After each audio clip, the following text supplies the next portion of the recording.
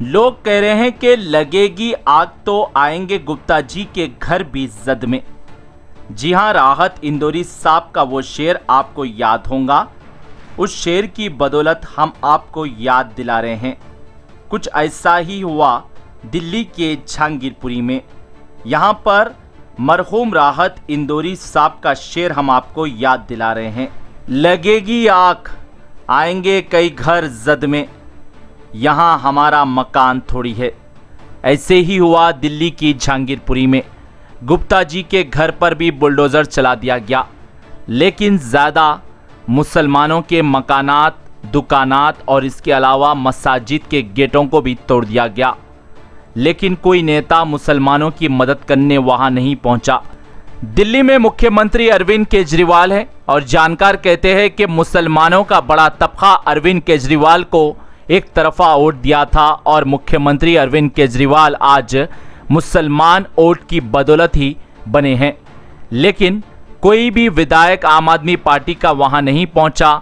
रमज़ान अल मुबारक का पाक महीने में मुसलमान सहर करने के बाद नमाज फजर के बाद घर में सो रहे थे। अचानक बुलडोज़र चला दिए गए, सामानों के साथ बुलडोज़र चला दिए गए। इजाज़त भी नहीं दी गई सामान हटाने की। बड़ी संख्या में मुसलमानों को घर से बेघर कर दिया गया बुलडोज़र चलाते हुए। ये कहा गया है कि गैर कानूनी तरीके से घरें बनाई गई थी, दुकानें बनाई गई थी और मस्जिदों के बाहर के हिस्से में गेटें लगाई गई थी। इस वजह से एमसीडी कार्रवाई करते हुए बुलडोज़र चला दी।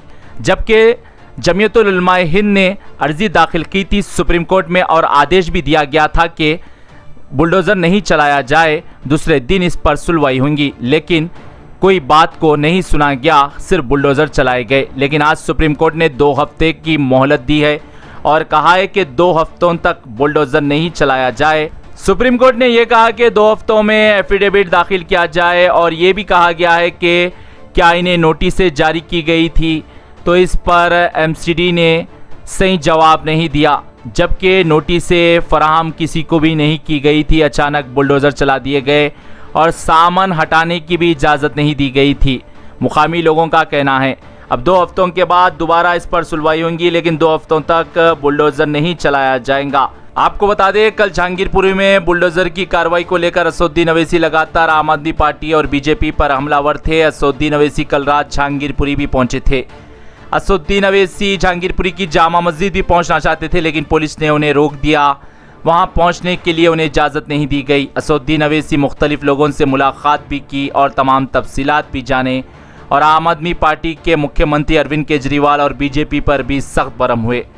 लेकिन आज कई नेता भी जहांगीरपुरी पहुंचने के लिए जा रहे थे, लेकिन पुलिस ने उन्हें वहां पहुंचने नहीं दिया, उन्हें एहतियातन तौर पर गिरफ्तार कर लिया। वाज़ेह है कि दिल्ली के जहांगीरपुरी में हनुमान जयंती के जुलूस के दौरान पथरमबाजी का वाक़या पेश आया था, जिसमें कई लोग घायल भी हुए थे और पुलिस के कर्मी भी घायल हुए थे और इसके अलावा गाड़ियों को भी नज़रआतिश कर दिया गया था।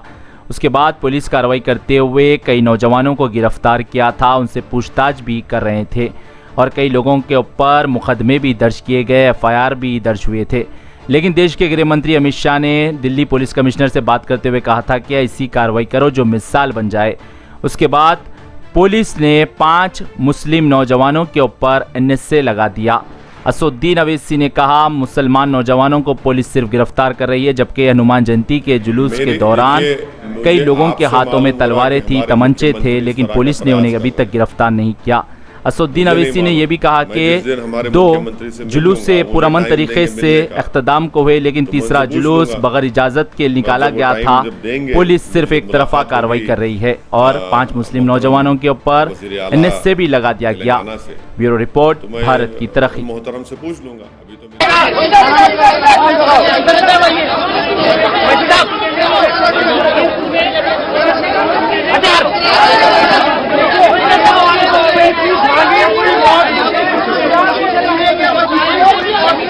लोगों के बीच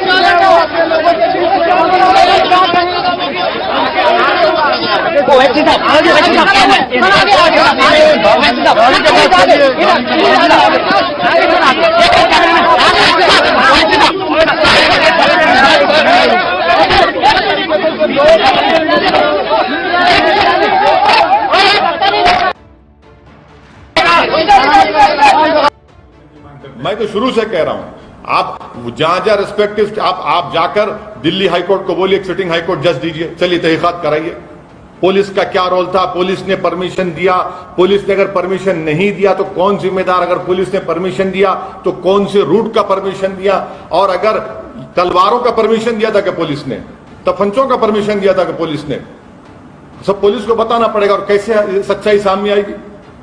तो सिटिंग जज से इंक्वायरी बिल्कुल कराइए, आप सच्चाई को देश के सामने लाना चाहते हो करवाइए, आप चाहे झारखंड का हो, चाहे बंगाल का हो, चाहे राजस्थान का हो। मैं राजस्थान के बारे में आप लोगों से 3 दिन पहले बात किया तो आप लोग सवाल किए, आज की रिपोर्ट है 2 टेलर की दुकान है, एक मुसलमान की टेलर की दुकान है, पूरी जल गई।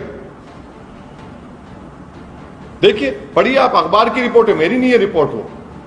मतलब सर बंगाल झारखंड दिल्ली के पूरे इंसिडेंट्स पे आप सिटिंग जज से इंक्वायरी बिल कराइए, बिल्कुल करवाइए, सच्चाई को सामने आना चाहिए।